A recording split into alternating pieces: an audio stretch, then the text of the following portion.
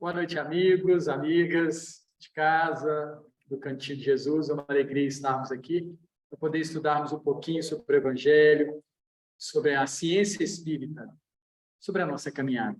E é tão gostoso ouvir o Delano trazendo para a gente todas essas questões a respeito do consciente, do inconsciente, do superconsciente. Nós recebemos constantemente a influência de todo o universo. E cabe a nós, como seres inteligentes, escolher o que seguimos e o que não seguimos. A palavra inteligência vem de intellegere, aquele que sabe escolher. O inteligente analisa as situações e, frente a elas, toma a melhor decisão. Engraçado isso, porque a gente toma as nossas decisões sobre o que nós já sabemos. Então, algumas vezes, essas decisões serão equivocadas, porque os nossos saberes ainda é limitado.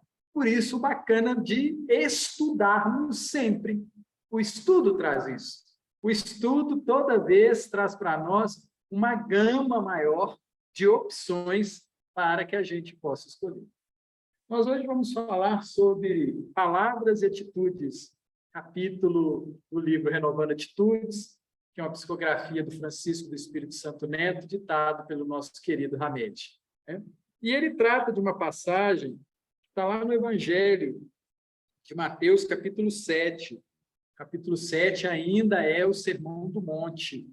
Jesus dando as orientações, grandes orientações, orientações de um Cristo, para que a gente, com esses conhecimentos, saibamos escolher melhor. Eu vou dar uma lidinha aqui na nossa querida Bíblia, tá? Mateus 7, vou começar do versículo 12. Olha que está posto para nós mais de 2000 anos, hein, gente? Bacana. Portanto, diz o Cristo, tudo o que vós quereis que os homens vos façam, fazei-o também vós, porque esta é a lei e os profetas. Entrai pela porta estreita, porque larga é a porta e espaçoso o caminho que conduz à perdição, e muitos são os que entram por ela. E por que estreita é a porta e apertado o caminho que leva à vida? A vida. E poucos há que a encontrem. Acautelai-vos, porém, dos falsos profetas que vêm até vós, vestidos como ovelhas, mas interiormente são lobos devoradores.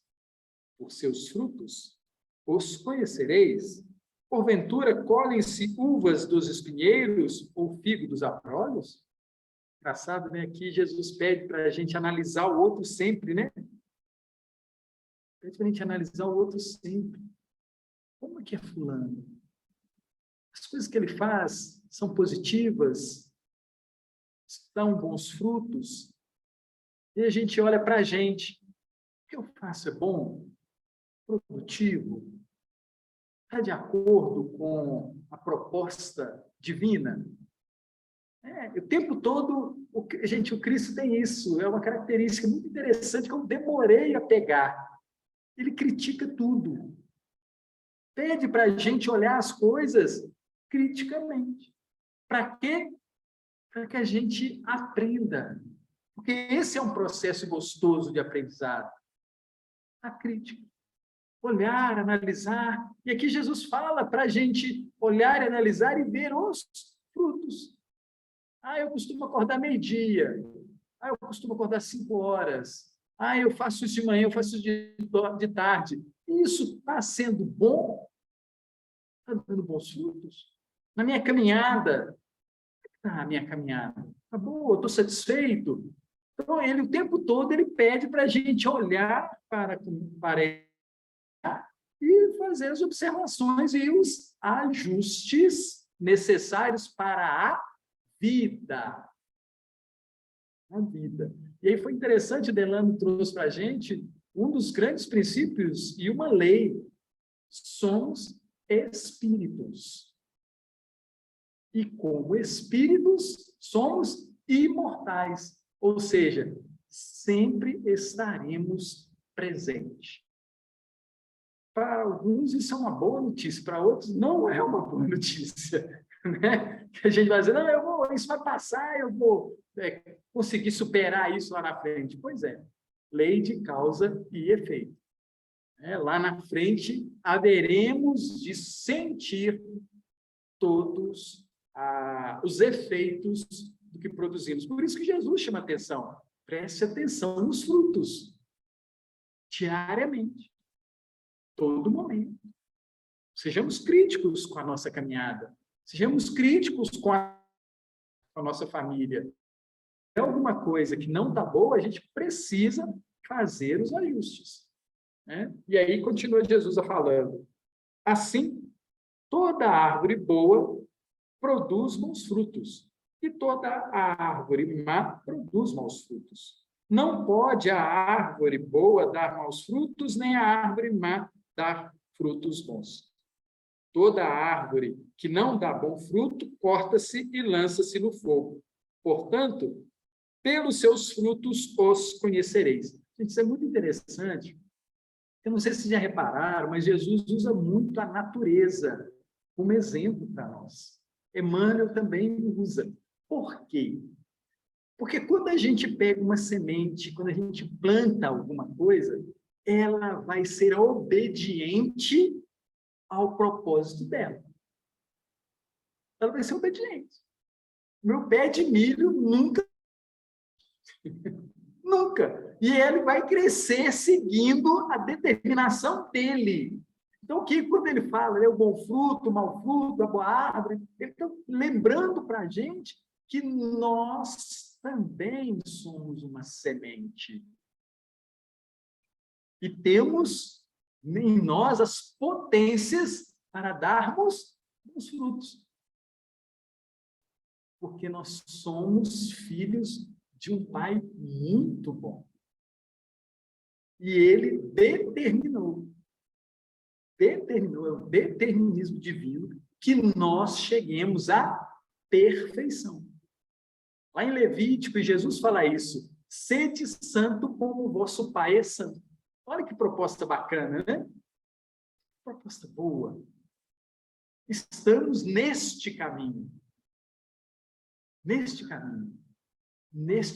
Atualmente, no capítulo, hoje eu, Thelmo, mas eu tive capítulos anteriores e terei capítulos para frente. Então, eu tenho que ficar muito atento aos meus próximos capítulos, porque eu, hoje, vou impactar nas cenas dos próximos capítulos, né? Eu vou impactar nele. Então, por isso que Jesus pede para que a gente tenha atenção aos frutos que nós estamos gerando a partir de agora. As sementes que nós estamos plantando ainda hoje. E ele continua dizendo, nem todo o que me diz Senhor, Senhor, entrará no reino dos céus, mas aquele que faz a vontade de meu Pai, que está nos céus. Então, aqui ele começa a trabalhar a questão da palavra, das atitudes. Nem todo aquele que me diz Senhor, Senhor, entrará no reino do céu. Amigos e amigas, a palavra, ela pode ser recheada ou vazia. Ela pode dar vida ou tirar vida. Como é que nós estamos usando as palavras? Jesus chama atenção. Se você está se dirigindo ao divino, vazio, por falar, repetindo, será que isso decola? Né? Será que isso sobe? Será que isso alcança? Muitos me dirão daquele dia, Senhor, Senhor, não profetizamos nós em teu nome? E em teu nome não expulsamos demônios? E em teu nome não fizemos muitas maravilhas? E então lhes direi abertamente, nunca vos conheci. Apartai-vos de mim, vós que praticais a iniquidade. Olha que interessante isso. Se a forma como nós atuamos em nossa vida foi por interesse egóico, equivocado, Não adianta apelar para papai do céu. Não vai rolar. Ele fala aqui. Olha que interessante. Como nós estamos caminhando. Isso é muito legal, gente, porque eu volto a dizer, o Cristo, ele pede para a gente criticar tudo e todos. No bom sentido. Porque critica, a gente se torna mais lúcido com relação àquilo que está acontecendo. Por que meu filho faz isso? Por que minha filha faz isso? Por que meu esposo faz isso? Por que minha esposa faz isso? Por que papai fazia assim? Por que a mamãe faz assim? Por que a sociedade se comporta assim? É uma busca de entendimento. E o entendimento, ele nos traz novas possibilidades de ajustarmos, de reajustarmos a nossa rota. Que é muito interessante, porque Jesus, ele pede para a gente sair da multidão. Não sei se vocês percebem isso. O tempo todo, ele fala para a gente assim, por que você está indo nesse caminho? Onde você está querendo chegar? Ah, Senhor, mas está todo mundo indo. Não estou perguntando para todo mundo. Estou perguntando para você. Por que você vai na casa espírita? Por que você faz essa tarefa? Qual é o objetivo? Não, mas todo mundo faz, todo mundo espírita faz tarefa. Não estou perguntando para todo mundo, estou falando para você. Qual que é o seu motivo? Porque muitas das vezes a gente faz tarefa, na hora que chega lá, do outro lado, né? Sem uma mudança substancial em nós. Senhor, mas eu fiz isso, e agora eu não vou ser um eleito? Não. Por quê? Porque você estava no meio da boiada. Você simplesmente fazia. Cadê a força, o motivo? E a gente precisa encontrar isso, gente. Muitas das vezes, né, papai e mamãe, antigamente falavam, né, faz isso, a gente não tinha o direito de perguntar o para quê, né? Nem o porquê. Mas hoje não. Nós necessitamos entender tudo o que fazemos. Por que eu levanto de manhã e vou trabalhar? É para comer? Para dormir? Mas eu sou um espírito imortal. Espírito imortal vive para isso? Ah, não, mas eu vou trabalhar porque tem algumas famílias que dependem de mim, meus funcionários. Eu gosto de produzir isso, eu gosto de produzir aquilo. O trabalho me preenche com uma pessoa que também está envolvida na obra de Deus. E é muito bonito que na questão 3.2 do Livro dos Espíritos, pergunta-se qual o objetivo da encarnação. E lá tem 2 objetivos. O primeiro fala assim, a lei de Deus, observe que é a lei de Deus, não é Deus. A lei de Deus nos impõe a encarnação com o objetivo de chegarmos à perfeição, à santificação, à purificação. É isso? Lapidarmos, não é assim? Né? Lembra do desenho do Delano, né? Nós estamos aqui embaixo todo, né?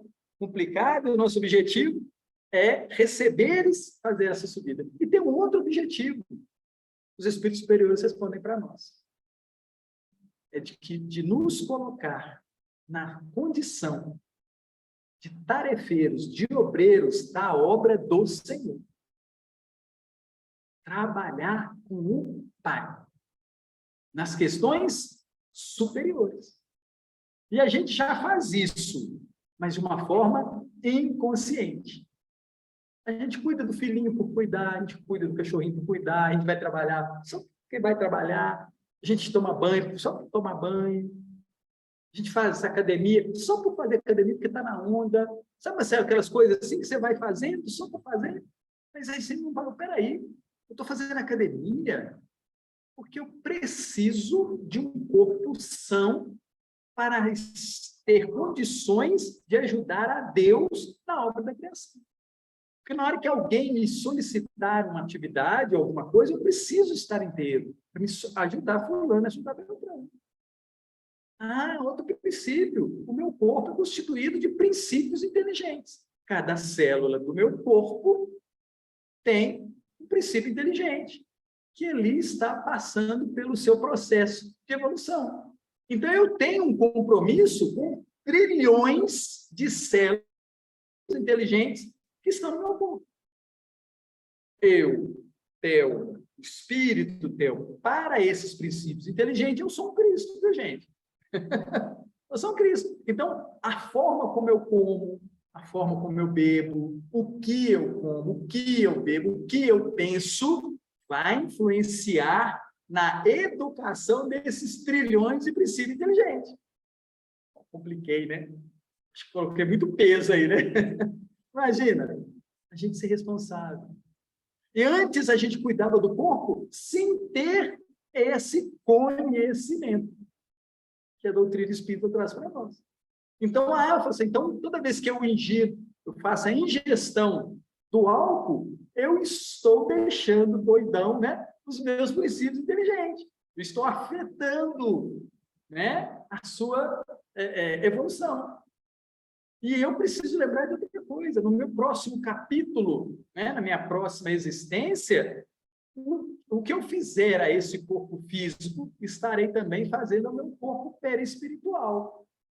E, consequentemente, no próximo capítulo, eles estarão com dificuldade. Conseguem perceber quando Jesus fala que pelos frutos conhecereis a árvore? Pelos frutos conhecereis a árvore. Então, quando eu olho o meu corpo físico, como é que ele está hoje? Está saudável? Estou cuidando bem dele? Ele está respondendo a todos os estímulos? Se não está, eu estou cuidando equivocadamente deste aparelho maravilhoso que o Pai nos forneceu e que nós participamos dessa construção. Amigos e amigas, quando a gente mergulha nessas questões, a gente fica admirado.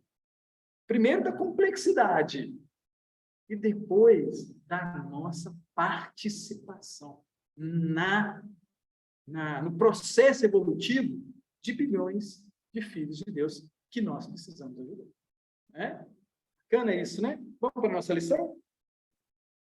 Livro Renovando Atitudes, capítulo Palavras e Atitude. Lá ele pega um trechinho do Evangelho segundo o Espiritismo, capítulo 18, item 6, e fala exatamente isso que nós pegamos lá no Evangelho. Nem todos os que dizem Senhor, Senhor, entrarão no reino dos céus, mas somente entrará aquele que faz a vontade de meu Pai que está nos céus. Gente, isso é muito interessante. Vocês já pararam para pensar qual que é a vontade de Deus? Já pararam para pensar nisso? Qual que é a vontade? O que ele espera? O que ele deseja? Já pararam para pensar sobre isso? O que Deus espera? Não é segredo, tá? Não é segredo. É muito claro o que ele deseja.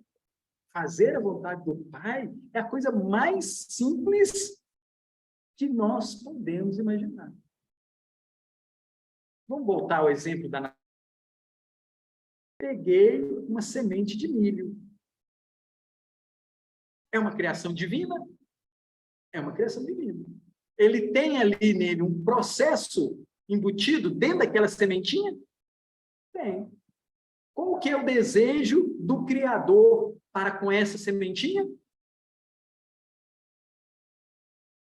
Ela passe pelo processo de crescimento, desenvolvimento e de santificação.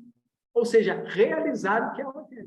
Gente, e é interessante a separação da questão da semente e nós. Porque nós vamos fazer esse processo de desenvolvimento com amor, com carinho, com misericórdia. A plantinha não, ela vai fazer porque ela está determinada nisso. Então, ela não passa por esse processo amoroso, afetivo. É interessante quando a gente pega a plantinha, né? O milho, né? Como exemplo que a gente está pegando aqui, que o milho, para ele poder germinar, ele precisa ser enterrado. Já prestaram atenção nisso? Um lugar escuro, sem luz, enterrado. E naquele processo ali, se tiver um ambiente propício, ele vai começar a vencer a si, a sua casca. A primeira coisa que ele tem que vencer é a si. Depois ele, vencendo a si, a sua casca, ele tem um ambiente escuro, mas ele sente um calor, como nós sentimos um calor. Uma percepção de algo muito bom. E aí a gente reúne todas as nossas forças para vencer a terra, aquele ambiente inóspito que nós fomos colocados. E aí a gente começa a ir de encontro a essa luz, a esse calor. É isso que a gente sente quando a gente dá uma saudade de coisas grandiosas, uma saudade de uma coisa melhor, é que a gente percebe esse calorzinho. E aí a gente começa a fazer o esforço, fala assim, eu quero esse calor em mim. Eu quero isso, eu quero fazer parte. E a gente começa o nosso trabalho de germinação. E aí, quando a gente sai debaixo da terra, a gente vai encontrar muita dificuldade. É um vento, é uma chuva, as intempéries da vida. A plantinha também percebe isso. E ela, isso, ela quer crescer. Está nela, como está em nós. Nós desejamos a cada minuto sermos melhor. Em tudo, viu, gente? Em tudo. Isso é uma característica nossa. Melhorar. Como esposo, como esposa, como filho, como mãe, como vovô, como vovó, como vizinho. Nós o tempo todo queremos ser bons. A gente quer ser eleitos. Porque nós somos muito políticos, viu, gente? A gente quer ser eleito melhor pai, melhor mãe, melhor tio, não é assim? A gente quer o tempo todo ser eleito. Por quê? Porque isso é uma característica que o Pai colocou em nós. Para quê? Para que a gente não se acomode em nada. Em nada. E não tem coisa mais gostosa do que vencer as dificuldades? Nós já fomos crianças. Agora, como é que nós estamos hoje? Quantas coisas nós vencemos? Quantas alegrias nós tivemos? Amigos e amigas, se a gente fosse catalogar as nossas risadas, as nossas alegrias, as nossas felicidades, a gente ia encher um monte de livro, não é verdade? Nós tivemos uma vida maravilhosa. Temos uma vida maravilhosa. Olha nós aqui, uma bela de uma sexta-feira, escolhemos a melhor parte. Buscar a saúde, buscar a compreensão, buscar estarmos juntos para nos apoiar no mundo. Os amigos de casa, os daqui, não tenham dúvida disso. Chegue perto de qualquer um aqui, tente conversar para você ver. Pois não? Posso fazer? O tempo todo assim. Quanto tempo nós demoramos para perceber e achar esses caminhos? Quanto tempo? Agora é só sair para a galera, né? Como diz o povo, né? A gente sair com essa alegria, em busca de realizar a nossa vitória, as nossas conquistas junto de Deus. Porque ela só se faz presente quando é com Ele. Vocês já pensaram nisso? A vitória real, a vitória verdadeira, o bom caminho, ele só se faz presente com o Pai. Com esse ser que nos facilita em tudo. Gente, tudo de tudo mesmo. Porque se a gente tirar Deus da história, a gente não tem onde pisar. A gente não tem o que respirar. A gente não vai ter nem corpo. Acho que a gente não vai ter nem a gente. Se a gente tirar Deus da história. Mas para que eu perceba isso, eu preciso de conhecimento. Tem uma frase que eu gosto muito, que é assim: pouca ciência afasta de Deus. Muita ciência aproxima. Quanto mais a ciência procura conhecer, desvendar, mais ela fala assim: poxa, deve ter um cara sensacional aí por trás disso, um arquiteto. Fantástico. Pouca ciência afasta de Deus. Muita ciência aproxima de Deus. Não sei se vocês têm visto, mas tem aí agora um telescópio chamado Webb, né? Ele está trazendo umas fotos lindas, né? Eu fico olhando as fotos e falo assim: a casa do nosso pai é grande mesmo. O homem é bom dizer isso mesmo. Vai você ver. Amigos e amigas, esse telescópio demorou 25 anos para ficar pronto. Sabe por quê? Porque não tinha tecnologia para terminar ele. Esperou-se o desenvolvimento da tecnologia para poder colocar ele. E aí, na hora que ele foi posto, o que nós vemos? O que ele traz para a gente? A obra de Deus. Há bilhões e bilhões de anos-luz de onde a gente está. Por isso que a nossa caminhada tem que ser com Deus, com nosso Pai. Eu lembro de uma outra frase muito interessante, né? Na época da Guerra Fria, perguntaram para o Chico assim: Chico, se estourar essas ogivas nucleares aí, Chico, o que vai acontecer com nós? Aí o Chico olhou, né? Falou assim: não se preocupa não. O Pai do céu já deve ter providenciado outra casa para nós.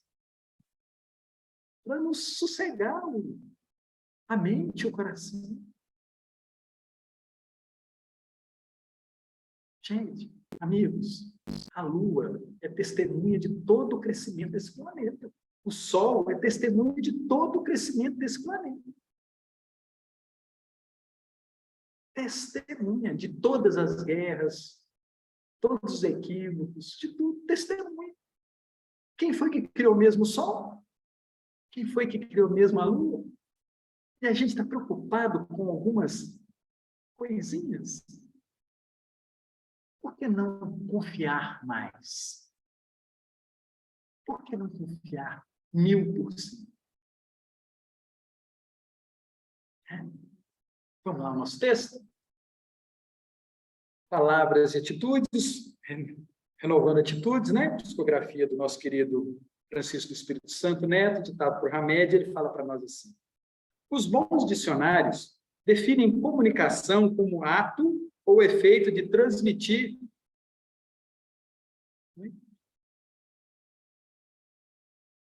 Os bons dicionários definem comunicação como ato ou efeito de transmitir e receber mensagens, e que envolve duas ou mais pessoas. É o processo de permutar conceitos, gestos, ideais ou conhecimentos, falando, escrevendo ou através do simbolismo dos sinais e expressões. Por que o nosso querido Hamed traz a questão da comunicação e fala do dicionário? Porque ele está falando de palavras e atitudes. Palavras e atitudes. Palavras, comunicação. Enquanto a conversação entre dois indivíduos tem um caráter mais restrito de comunicação, as atitudes que acompanham os diálogos têm um poder de comunicação mais amplo, eloquente e determinante. Eu falo e ajo como? Eu oriento e me comporto de que forma? Palavras e atitudes. O mecanismo que envolve a comunicação divide-se em 3 propriedades básicas dos seres humanos, e se torna possível porque usamos nossa percepção ou sensibilidade. 3 propriedades básicas do mecanismo de comunicação. Primeiro, avaliamos para poder interpretar e compreender a mensagem.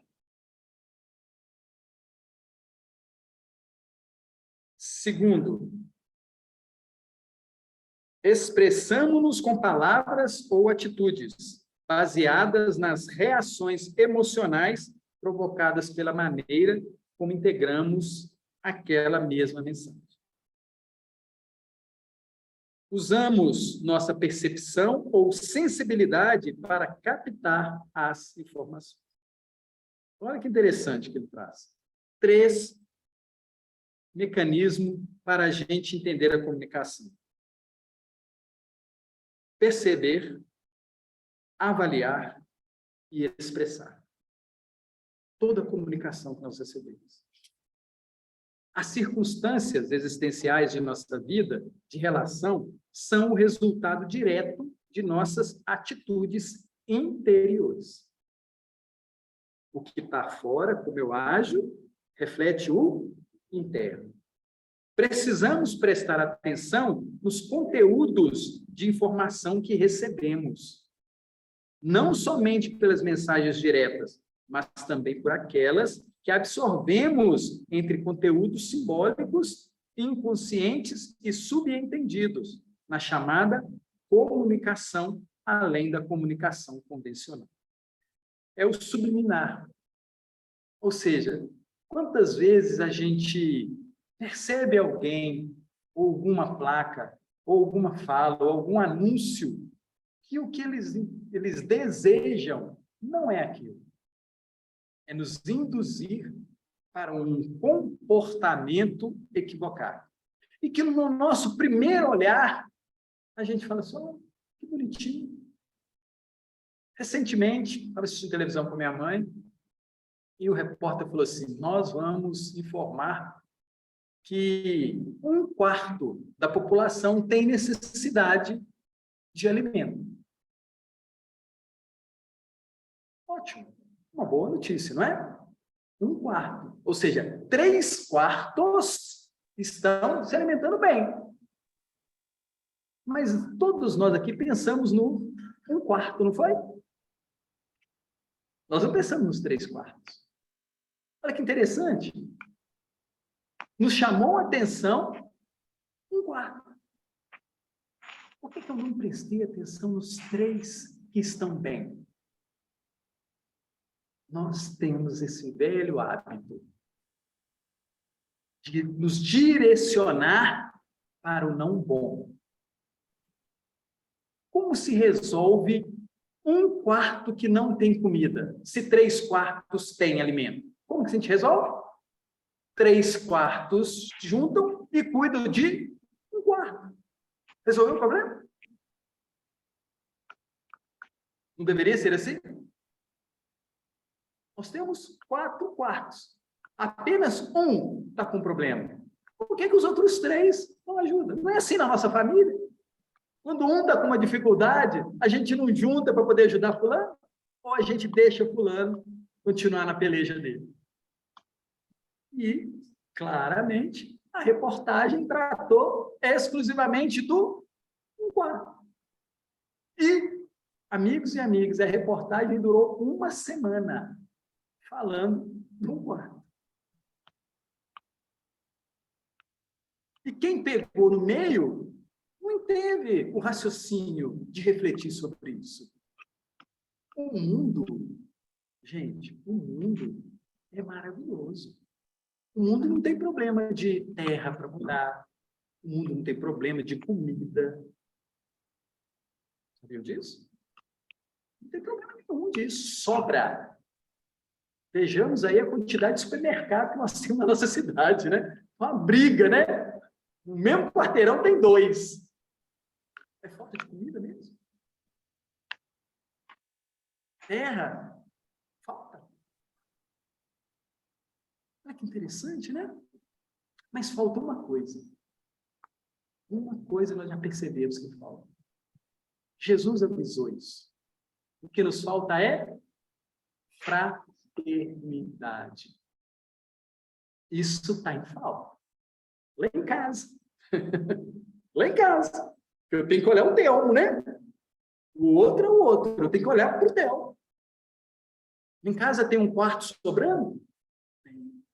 E tem gente dormindo na barraca na rua? tem, eu estou com problema. Eu estou com problema.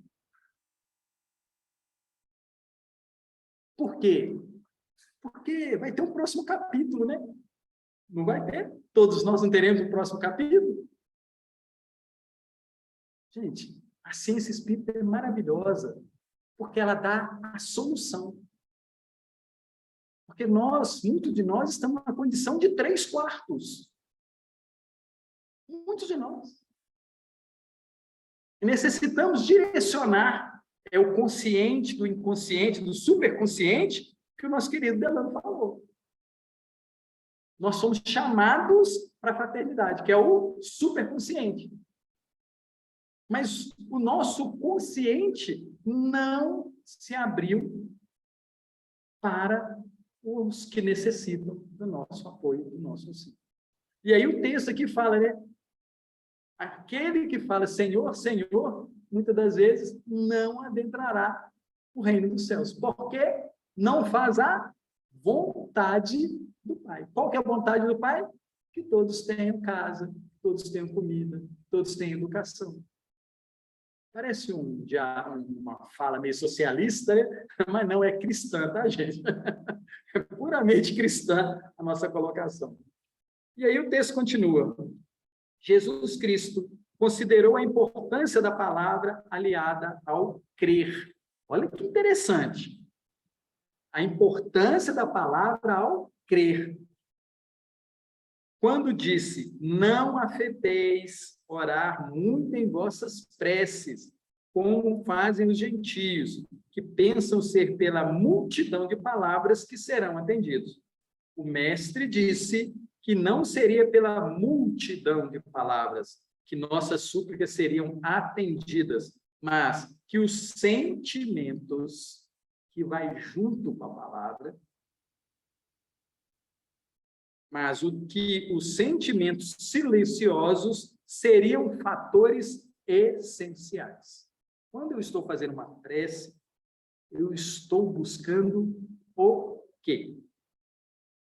Pai Nosso, que sai com facilidade da nossa boca, está tentando dizer o quê?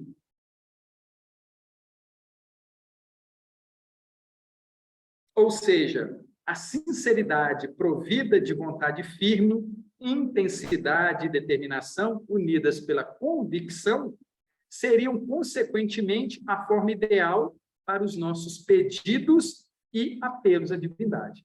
Então, a nossa oração ela devia estar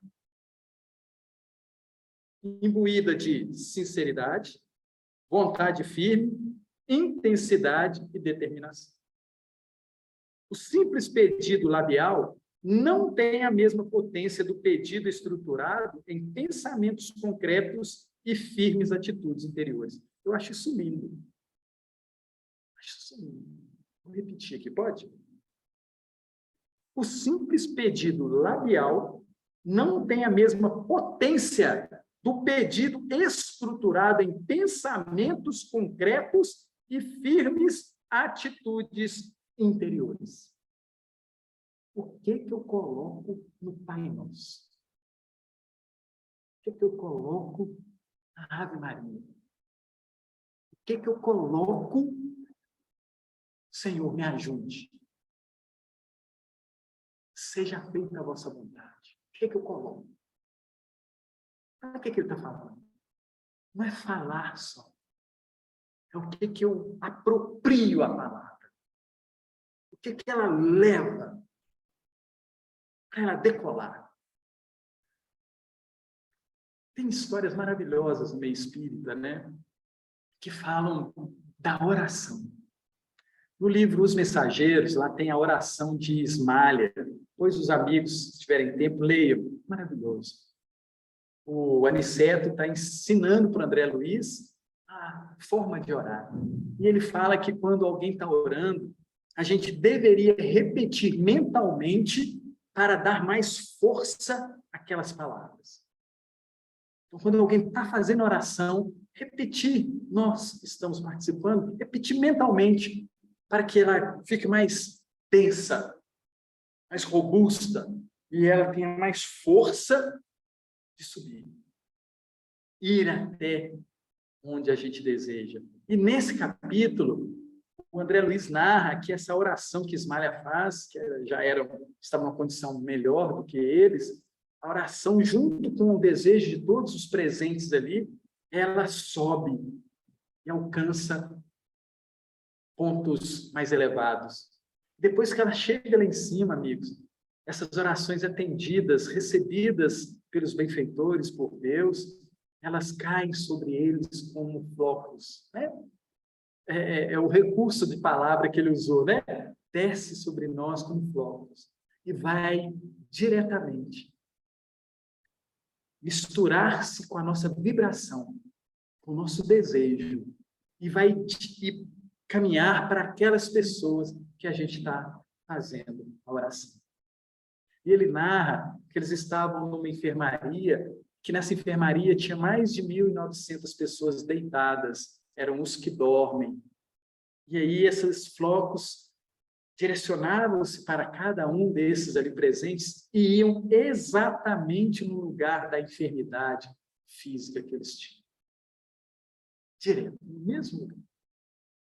Parece que esses flocos, né, eles sabem o caminho, onde não tem necessidade do socorro, ele não se aloja ali. Ele se aloja no local onde tem a necessidade. E ele fica admirado. E eu gosto de lembrar disso para que a gente tenha uma noção do que acontece quando a gente faz uma prece, do coração. Papai do céu, nosso querido Pai, ele não nega nenhum dos nossos pedidos. Não nega. Mas é no tempo dele, né, gente? É no tempo dele, na quantidade dele, que as coisas vão melhorando, porque eu preciso ter sentimentos, desejo de bons frutos, para que as coisas melhorem. Porque nós todos temos o poder da autocura e também da doença. Nós podemos nos curar ou podemos nos enfermar. Está tudo posto à nossa frente. A gente pode sair daqui e ter uma noite maravilhosa. Chegar em casa, essa sensação gostosa, né? Abraçar os que estão lá, desejar uma boa noite, fazer uma boa refeição, mas também podemos chegar em casa, uma outra condição, e transformar aquele lar numa situação complicada. Porque alguém deu uma fechada na gente na hora que a gente estava indo embora. Né? Alguém olhou para a gente torto e a gente ampara isso no nosso coração e transforma a nossa noite. E aí, o benfeitor Hamed continua dizendo: dizer por isso, Senhor, Senhor, não nos dará permissão para ingressar no reino do céu. Somente entrarão aqueles que fazem. Quer dizer, os que usam o desejo e o empenho para alavancar propulsoras palavras e solicitações. Os que usam o desejo e o empenho como alavancas propulsoras em suas palavras e solicitações. Os estudiosos do comportamento dizem que todos nós, desde a infância, recebemos, através da comunicação, um maior ou menor desenvolvimento psicoemocional. Afirmam que as informações recebidas através dos órgãos da linguagem, papai e a mamãe falando, titio, titia, né? Desde quando a gente era pequenininho, essencialmente dentro de casa, ou fora da família, dos tios, primos, avós ou amigos, agem sobre nós, proporcionando recursos valiosos e determinantes sobre nosso modo de pensar e atraem pessoas e coisas ao nosso redor. Olha que interessante, né? A gente não considerava isso. Muito do que a gente pensa, gosta, vem da comunicação que nós recebemos desde criança. Desde criança. O impacto.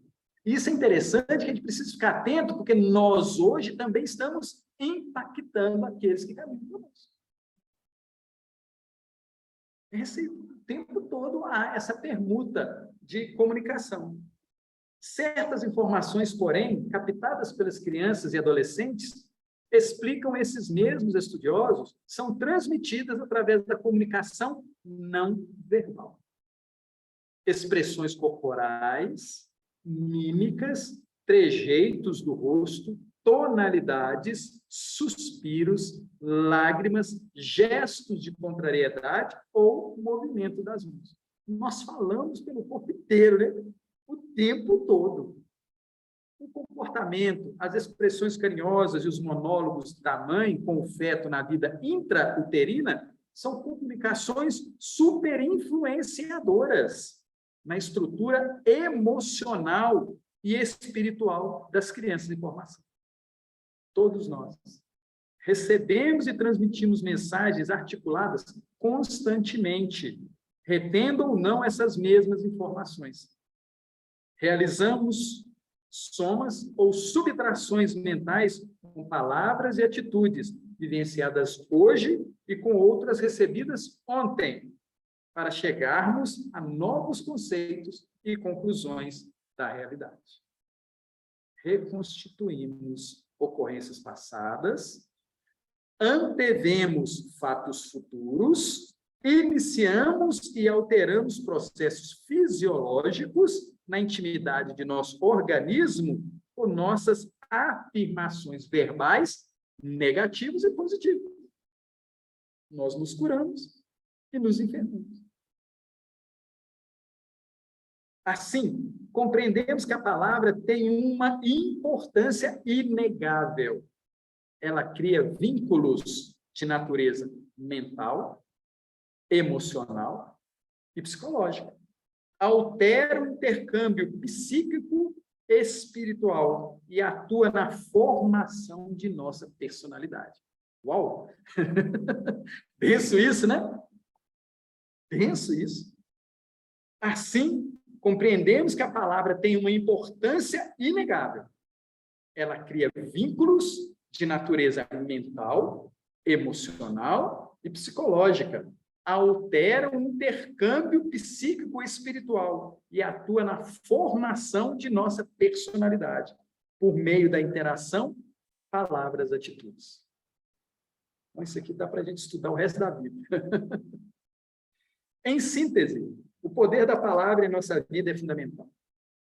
E se observarmos a reação de nossas afirmações e atos, descobriremos que eles não retornarão jamais vazios, mas repletos do material emitido. Eu falei, a palavra saiu. Eu gesticulei, saiu. Eu pensei, saiu. Vai voltar. Com o quê? Com a carga vibratória do meu sentimento. Ele vai, tipo um imã, né? Sai passando e vai coletando limalha e volta. Por isso, gente, que Jesus fala assim, amai-vos. Simples, né? Amai-vos. Desejai o bem. Porque aí essa palavra, esse gesto, ele vai sair. E como o imã vai trazer muita limalha. Mas, e aí a gente vai ficar, nossa, como é bom pensar e desejar as coisas boas. Como é bom ver uma situação, uma sociedade, e perceber nela o poder da criação, o poder do desenvolvimento, o poder do melhoramento. E continua Hamed. Segundo o apóstolo Mateus, por nossas palavras seremos justificados, e por nossas palavras seremos condenados. Gente, hoje em dia está um tal de temporada, não tem? Tem a Netflix, né? Assim, não tem temporada 1, 2, não tem? Tem essas temporadas todas? Pois é. Nós estamos numa temporada também. Pessoal, nós temos temporadas gravadas. Nós estamos gravando agora uma temporada. E nós teremos. Tudo depende do que estamos construindo para a melhora. E vou contar um segredo para vocês. Eu tenho medo da minha próxima temporada. Não é medo de terror, não é isso, não. Não vamos ser tão, infantis, nesse pensamento, buraco negro, bomba, atômica. Não é isso, não, gente. É medo das minhas palavras e das minhas atitudes. Porque eu preciso me policiar no sentido de que nós estamos criando a paz ou a luta, luz ou sombra. Quem cria isso na minha vida é o Theo. Quando eu saio daqui pilotando a moto, eu posso transformar a vida de muita gente. Não posso? Nós podemos. Olha que interessante isso.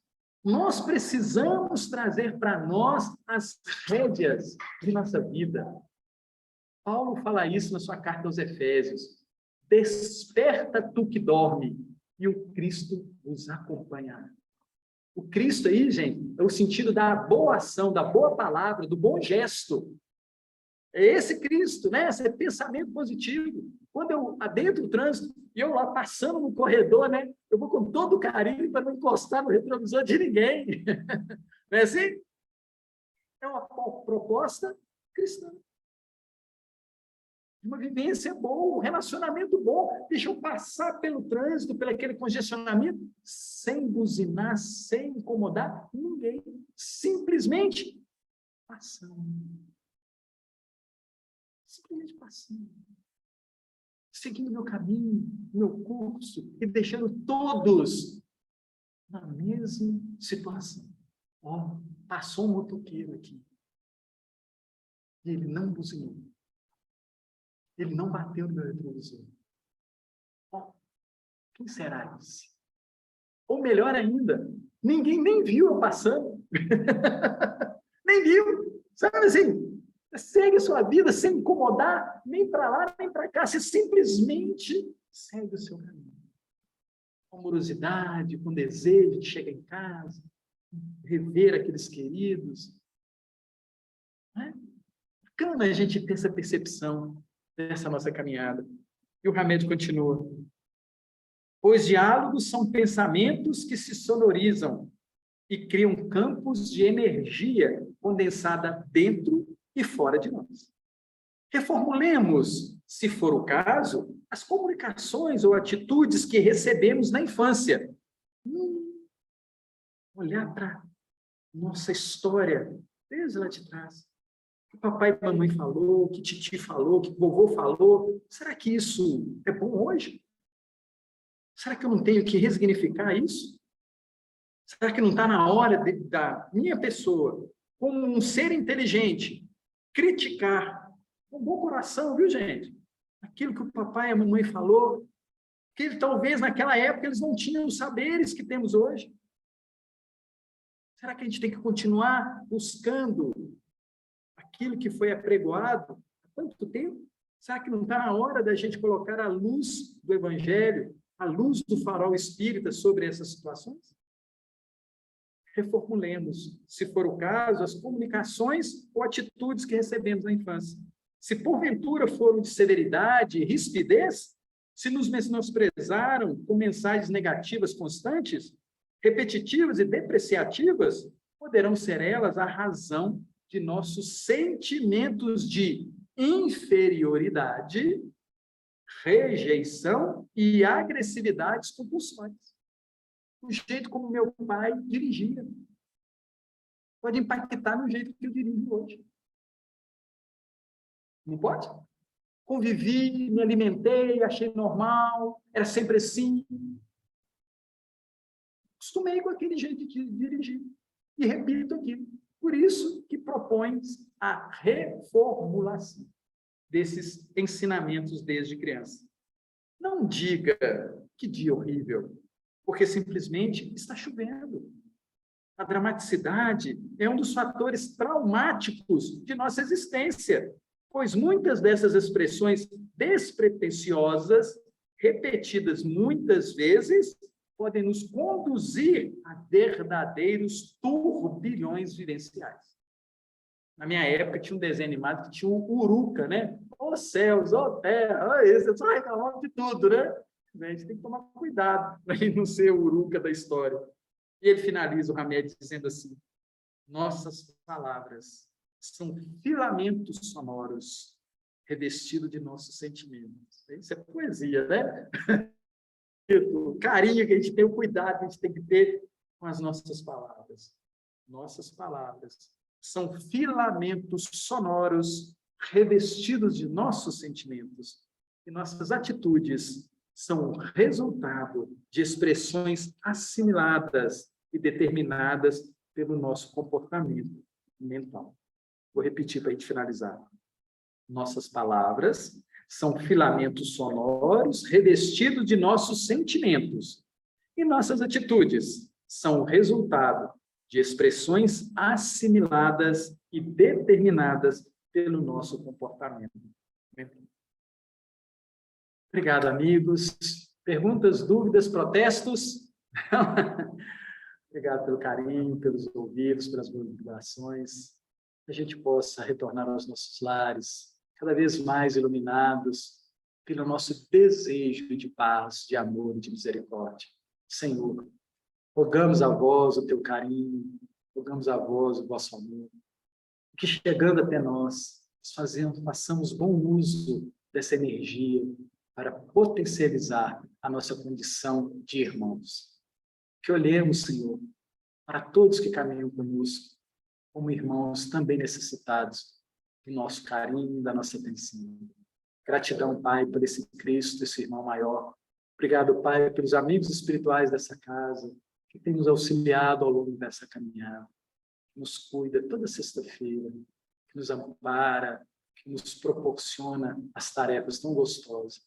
Gratidão, Pai, pela nossa família, de todos aqueles que veem à nossa mente, que eles recebam as melhores vibrações do nosso amor, do vosso amor, e que todos nós juntos possamos construir em nós, no nosso lar, na nossa sociedade, um local muito gostoso de viver. Gratidão, Senhor, hoje, agora e sempre, que assim